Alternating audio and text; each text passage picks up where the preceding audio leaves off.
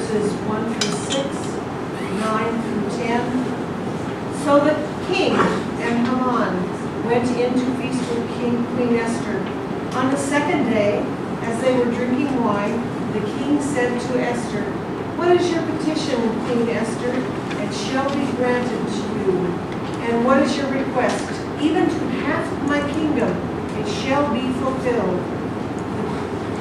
Then Queen Esther answered, "If I have won your favor, king, O king, and if it pleases the king, let my life be given me. That is my petition. And the lives of my people. That is my request. For we have been sold, I and my people, to be destroyed, to be killed, and annihilated. If we had been sold merely as slaves, men and women, I would have held my peace. But no enemy can compensate for this damage to the king." Then King Ahasuerus said to Queen Esther, "Who is he, and where is he who has presumed to do this?" Esther said, "An enemy and foe, this wicked Haman." And Haman was terrified before the king and the queen. And Harbona, one of the eunuchs in attendance on the king, said, "Look, the very gallows that Haman has prepared for Mordecai, whose words saved the king, stands in Haman's house, 50 cubits high." And the king said, "Hang him on that." So they hanged him on the gallows that he had prepared for Mordecai. Then the anger of the king was abated. This is the word of the Lord. Thanks be to God.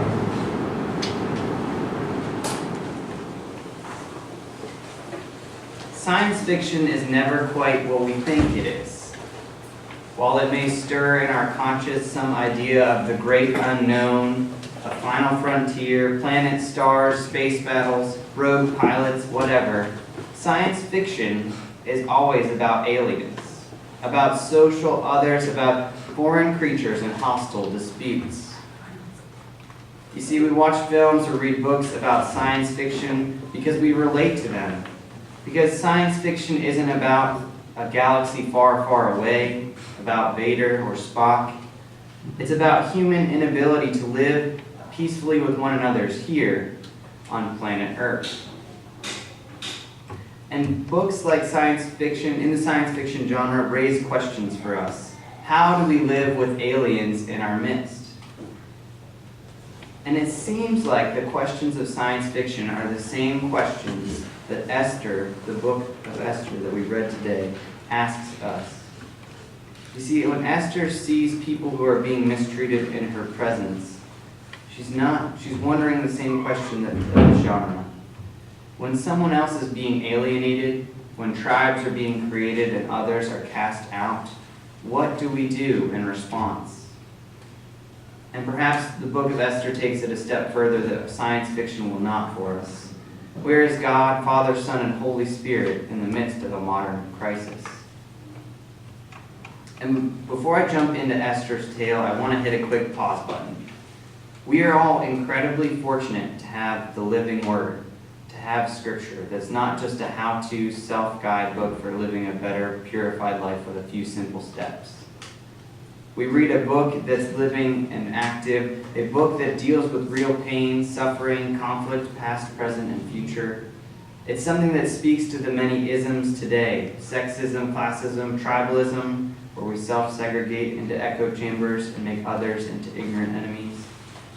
If you see a problem in this world, it's also in the Scriptures. You see, the living Word is something that speaks to crises that have happened over time, be it in Bosnia, in Europe, Myanmar, the States, etc. All right, so back to Esther. Esther is a story that we rarely preach upon, so I wanted to make sure we got to talk about it today. In fact, it's only in the lectionary, I think this one time. There might be one other. It's very, very much missed in the lectionary. And the reason is the same reason it almost didn't make it into the Bible. People wondered, is God really in this book? Is this Christian enough for us? And I think we're going to find out as we spend time with Esther today that God is indeed working in the background, that God is using a feminist figure to change the world around her, And indeed, it will become Christian enough as we explore it. So who is Esther? Esther is a young Jewish girl living in the diaspora. It's a really fancy old word for meaning the Jews who've been spread out after Israel. So it's before the time of Christ, it's after the time of prophets. These are Jews living in foreign lands where they are not quite as welcome. They're in a new culture trying to figure things out. And Esther doesn't have parents. She's raised by her uncle Mordecai, who's a community organizer. He's someone who's trying to take care of the Jewish people in the land of Susa, under which King Xerxes is the ruler. You may have heard in the text there's a really long, difficult name with A and H, and it's hard to pronounce, so we're just going to use the Greek translation for King Xerxes. So we're just going to save some time there. So, Xerxes is a good king. There's Jews living in his city of Susa. He's well-liked. He's taking care of the people and even these new people who are there. He's not concerned about lies or fake news. He's not focused about himself. And so we have King Xerxes here, and in the same story we have young Esther. And Esther is someone who probably would have never been noticed day to day. She's a young Jewish girl just going about her business. She's very poor. But Xerxes has a problem that Esther will essentially fix. You see, Xerxes has just executed the queen because she refused to go out into public to go to a big public banquet. She decided not to literally be a trophy wife and not to go, so he offed her. It's really not a pleasant story. So, King Xerxes now has a need for a new queen, and the authorities notice a bunch of young women like Esther living around the town of Susa, and they are invited, as in enforced, to become a part of the harem, which is a court of women meant to please the king in this culture. The harem is not a liberating space. It is not a space where Esther's body will be her own, but is in this space that the king eventually notices her, that she stands out. And she doesn't know much about her other than her name. She doesn't know her Jewish heritage, doesn't know that she came from poverty. But he marries her and makes her the queen. I'm not going to tell you this is not a deeply sexist or problematic story. It is. It is. But Esther is going to rise to power as a feminist hero, a feminist Christ figure. And then I want to pause again here. Some people get really nervous about talking about Jesus in the Old Testament. But I want for us to think today about what it would be like to have a feminine Christ figure. So I'm going to talk about it in that way. She is a girl who's going to move from rags to riches, from enslavement to power, from victim to eventual heroine in just a few chapters' time. And I've said Xerxes is a good king. But those who work for him are a bit of a shady crew. He's a bit hands-off in his policy making. He even has a Steve Bannon-like friend, a man named Haman. And Haman is an open Semite. He hates Jewish people who are living there. He's been very much sort of the figurehead of what could be a far-right extremist of today. He doesn't like the new people living in the city. And the scriptures are also clear, too, that he hates Esther's uncle Mordecai. He doesn't know that they're related, but he hates Mordecai. Why? Because when he's supposed to kneel, Mordecai refuses to do so. He refuses to pay tribute to Haman. And rather than just burning Nikes, Haman decides to do something more devilish.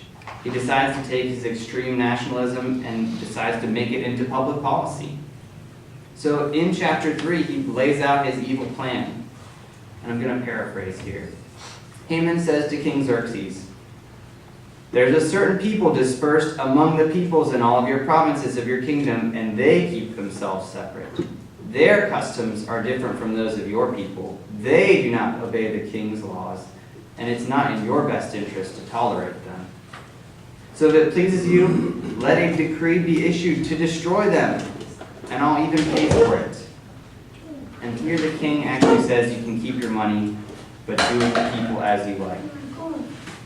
And so this plan that Haman hatches is dispatched to couriers who go around the city telling the Jews, young, old, women, children, everyone, that on the 12th of the month they will be killed, and then what? All of their things will be given away to the people of the city. First you kill them, then you get rid of any material memory of them. And in chapter 3, this evil act is then followed up by Haman sitting down, quote, for a drink, while the city of Susa was bewildered. So Haman plans this his great idea of genocide, as if it's a long day at the office, and then goes back for a beer with the king, and just carries on as if that's the next normal right thing to do. And the city, though, is bewildered. They're saying, how can this happen? What's happening? Why this people? In fact, the various translations of the scriptures say the population was bewildered, confused, perplexed. But they do nothing. They let time pass. Their rage and confusion just kind of falls apart and goes on to the next thing in their social calendar. And I think this is something that's a fairly common trend. Average citizens in Nazi Germany, in the States, in Myanmar, and other places where these things tend to happen start with confusion and move to complacency. When it doesn't affect you or me, we just keep carrying on. The Rohingya crisis, as we know and think a lot about, started years ago. It started with some different ways of discriminating, then formulates into a formal, intentional genocide. But not until August 28th of this year did the UN say, that's a genocide. So 2.5 years later. And just this past week, the United States, a prominent member in the UN, said it's not a genocide. They've said it doesn't constitute it. So by saying, well, I guess that's the way it is, people continue to protect their own tribe, to say, well, we've been taken care of. And perhaps complacency is what we used to call sloth in the church. The 7 deadly sins include sloth, and sloth tends to be associated with lack of movement, lack of exercise, lack of going somewhere.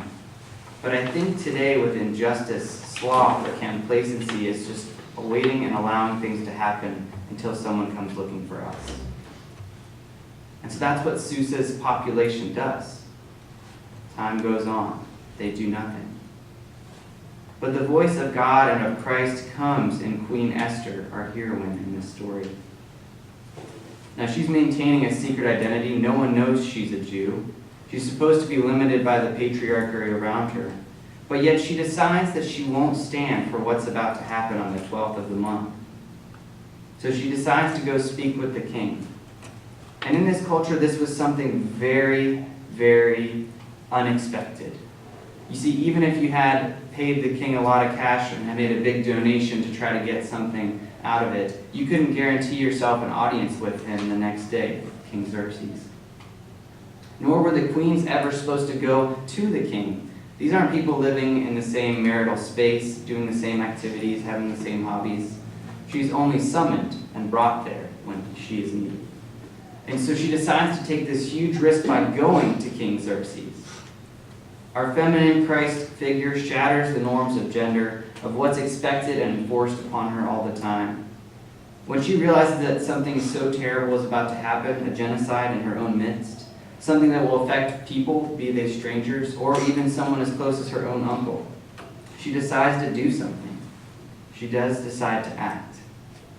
And it's really important. She doesn't have to. She's the queen. Queen Esther could continue on day in and day out and say, well, I'm all right. But she goes to the king's chambers in chapter 5 and says, I'd like to make a formal petition from you at a banquet, but I want you to invite Haman to the same banquet the next day. So that's where we come to chapter 7 that we read about this morning. We're at a banquet where Haman has come. The king asks of Esther, what is this petition you asked of yesterday? So he's willing to meet her halfway. And she says, if you found favor with me, your majesty, and if it pleases you, grant me my life. This is my petition. Spare my people. This is my request. You see, until that moment, Xerxes doesn't know she is a Jew. So to say, spare me, removes the security net of her secret identity. She identifies with the people who are being about to be slaughtered. And if she didn't say that, well, Xerxes could say, well, the law is the law. I can't just spare this group. But she decides to be subversive. She decides to put her life on the line. And in doing so, tribalism and genocide are prevented. Choosing ourselves over others stops, and Haman is the one who is eventually killed. The genocide does not happen. You see, Esther knows that tribalism, genocide, violence of any kind, hatred, have no place in this world. To make it on earth as it is in heaven requires challenging evil, especially the evil that affects the disenfranchised, those who are on the margins, be they Jews, Rohingya, or other. These are the folks that Christ cares the most about. And for Esther, she knows to love her neighbor as herself. She must risk everything to do so, because others have already lost so much. And penultimately, I want to say that we Christians have to be the ones to do so with fear and trepidation, with fear and trembling, because Christianity has not been on the right side of a lot of these things. We don't have a history of doing well with tribalism, with genocide, with violence. And I really mean this. If you look into our history, we have the Crusades, the colonization of the world. Even Martin Luther's own writings get picked up and are used by Nazi Germany to attack Jews. So it's very much a problematic world that we walk into when we want to be actors. But we Christians have the opportunity to make things right in our present. You see, we should all want to be like Queen Esther, who prevented harm on the dispossessed, who stopped a genocide or a mass killing. You see, as Christians, we believe that all people are God's people, that we're all related to one another. So when others are in pain, we must speak up. We can be creative and subversive like Queen Esther. We can take risks in doing so. And perhaps like Esther, when others' lives are at risk, we must identify with them and say to those in power and authority, spare me and spare my people. In the name of the Father, the Son, and the Holy Spirit. Amen.